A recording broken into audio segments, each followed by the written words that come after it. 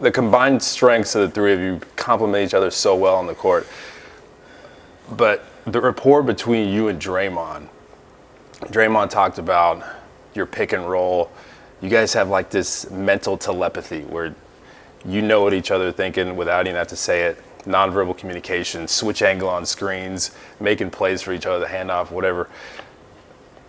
At what point in your career together did you start to go, okay, this combo could be special?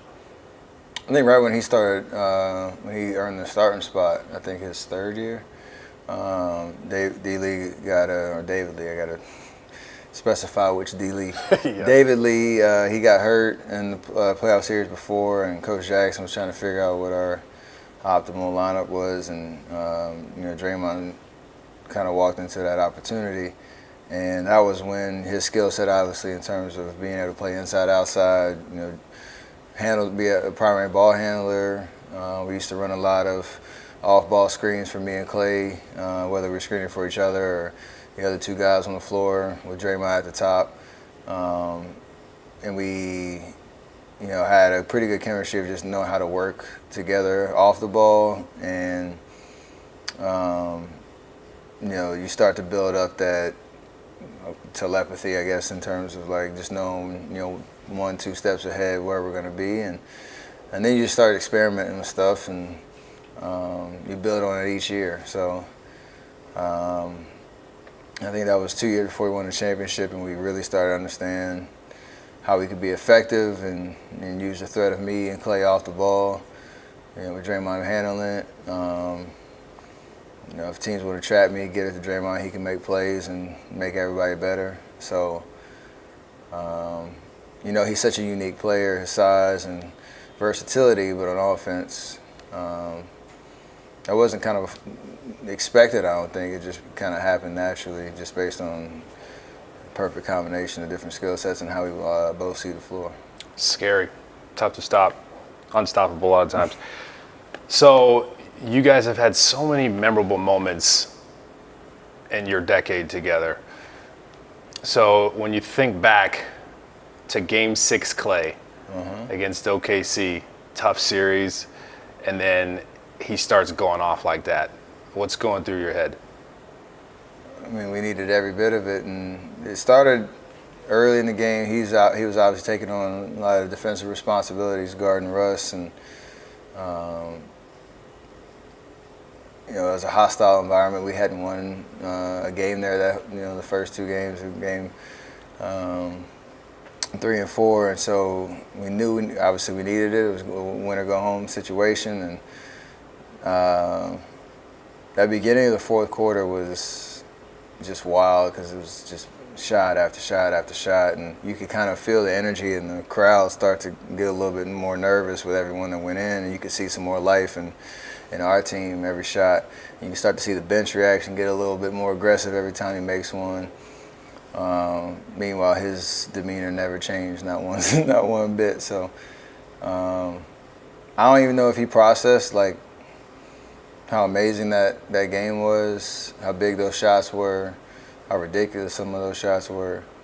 But not only did it, help us claw back in the game, it just gave all of us life and confidence that we could close that out and get back to Oracle for a Game 7 and close it out, and we did. So that was the birth of the nickname, right? Basically. Speaking of OKC, you remember that game? How could you forget that game winner you hit in the regular season? That season, I think, that same season. And I wonder, was that kind of an awakening for you? Because you already had the reputation, the greatest shooter of all time, the greatest distance shooter we've ever seen.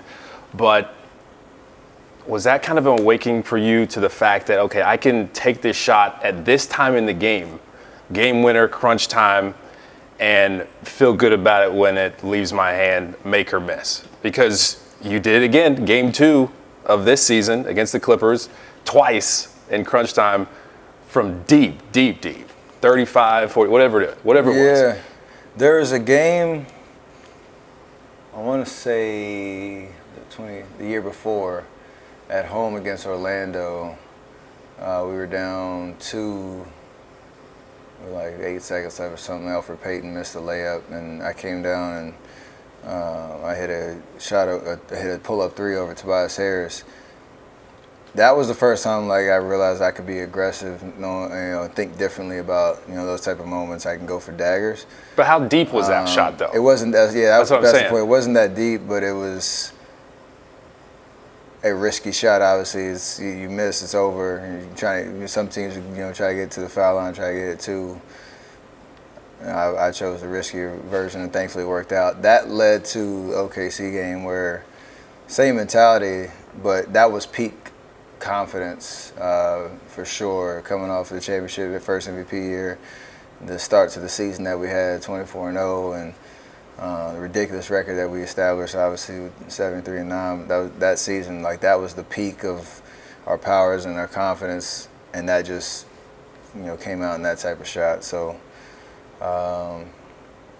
It's a natural progression, just going through the reps and taking some chances, believing in yourself. Obviously, it's not the first time I shot from that distance in practice or whatever. You work on it, but you got to have the audacity to take it. So it worked out. And then it's repeated success. What about 2015 against Memphis? You guys are down, and Draymond talked about an important moment you both had where you walk to dinner, stuff your faces, and then proceed to go on and beat Memphis and win the championship. So how important was that series for you guys figuring out how to win, and then how important was that dinner that you and Draymond had? That was huge because it just gave us perspective on, when you want something so bad and you're fighting tooth and nail to get it, and you feel like you're right there at that breakthrough type moment. We got punched in the face in those first. We won game one, we lost the next two, and we're in Memphis, and obviously buzz in town, but it's small. I had the tendency up until that point, right after tough losses, to go straight watch the film, process it in my head, like be by myself type of vibe. And I remember getting back to the room, just me sitting in there, kind of reliving every possession of game three. And Draymond texted me, he's like, "Yo, come across the street." Like, no excuses, like, let's go. So I knew what time it was at that point, like, let me come over here, let's talk about the game, whatever. We had a couple beers, we had some barbecue, talked about the game for a second, but then just talked about life. And it was a great scene just to get away from it for a little bit, get some perspective, enjoy the moment, like, hey, we're in the playoffs, we know we're still a good team. Flush that down the toilet. Let's come back game four, take care of business, and we reeled off the next three and ended up winning a championship. So that was a special moment for sure. It's a pretty solid food too. I bet. I love it. When you think back to the Cleveland Cavaliers NBA Finals series, what sticks out to you about that rivalry? Just a high level of skill all 4 years. I know there's injuries, a 3-1 year, and then us coming back the last two. When you have that familiarity with LeBron, with their team, and vice versa, the pettiness was at an all-time high throughout all 4 episodes of it. But it was such a high level of intensity and focus and competitiveness and physicality that you live for moments like that as a basketball player. Like those are games you want to play. Obviously, in history, that's going to go down as an amazing 4-year stretch of NBA history. And we got 3 rings to show for it. Wish we had some more, but it's pretty special knowing you got there, you got to the mountaintop, and LeBron was in the middle of 9 straight finals at that point. So to have like a run like that was special. It was. What about Houston? If Cleveland's your biggest rival, Houston wasn't really a rival. I'd say maybe a lopsided rivalry, but they're an opponent you got the best of time and time again. You beat them 4 times, including twice in the conference finals. You ripped their heart out time and time again on the court. How satisfying was that for you being a part of that matchup? When I look back, the 2015 series in the Western Conference Finals was like our first. I mean, it was our first conference finals, but it was like the brightest stage that we'd ever experienced to that point, and they were a really good team that just came back from 3-1 against the Clippers, and it was a crazy build-up. There's a lot of nervousness. Like, you're right there. You go to your first NBA Finals, and James was just coming into his own. They had Dwight, Josh Howard, guys that were searching for their first one as well. So I remember that because that was kind of a nice coming to type moment. In game 2 especially, like that stop we got, me and Klay, when James was coming down, the celebrations, like we really wanted this, and every possession mattered, and it was special. And then you fast forward, and 2018 and 19 were just fighting tooth and nail every game, and those were. You take the finals, it's obviously the biggest stage, but those 2 series are probably our toughest, through that 5-year run, because they were built to try to beat us, and took everything we had, but we got it done. Couple more. What will it mean to you to have the record for most 3-pointers made ever in the NBA? It's going to happen.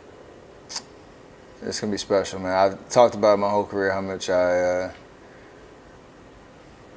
respect and look up to Ray and Reggie, and what they meant for the game of basketball, but just me as a young fan who was trying to learn as much as I could about how to shoot the ball and how to play at that level, and the longevity that they had, which I'm getting up there now, so starting to understand it a little bit more. But I always talked about the longevity and efficiency, that I wanted to be the best at both, and right there knocking on the door, so it'd be special. I remember the moment when Ray passed Reggie. Reggie was on the calls in Boston. It was a crazy moment, and he went over there, gave him a hug, and you could see the passing baton was dope. And hopefully I had that moment with hopefully both of them at the game, because you can't have celebrate one without the other, honestly, in my book. I agree. One more. When your career is done, who's going to have the record for most 3-pointers made in a single game? I'm still gunning for Klay. I mean, he's got, what, 14? What do you think you can get to? Can you hit that Chris Mullin? 17? That's tough, because you see how many defenders we get now. Exactly. You, so but you're going to get them up. That'd be tough. There's going to be a game where it goes your way, you make everything, and you get enough open looks that the attention might change, third, fourth quarter, like, I'm going after this. The craziest thing about the 14 is just his night, and he got it in the third quarter. Like, think about that. That's wild. Freaking nuts. And that's the first thing he said when I asked him. I wish I would have played 4 quarters. Yeah, Who knows what I got. He had like 4. He's got 4 moments, or probably 4 moments like that. Where how far could he push to? 60 and 3, 37 and a quarter. It's wild to just think about everything that we've done over the last 10 years, and 14 still in my eyesight. I just don't know. We'll see what happens. Yes, sir. Appreciate your time, bro. That's it, man.